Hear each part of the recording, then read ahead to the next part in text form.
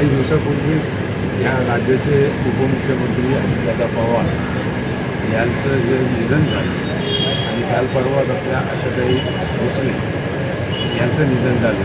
खरं तर संजीव नाईक साहेबांनी आम्हाला सूचना दिल्या होत्या की माझ्या वाढदिवसानिमित्त हा दुखवटा साजरा करा आणि रुग्णांना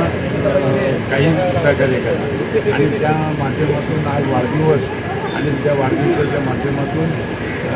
अभिजित पेडणेकर आणि आम्ही सगळेच जण भारतीय जनता पार्टीचे सर्व कार्यकर्ते आज आमचे लाडके खासदार संजीवजी नाईक साहेब यांच्या वाढदिवसानिमित्त रुग्णांना फळ वाटप करण्याचा कार्यक्रम ठेवलेला.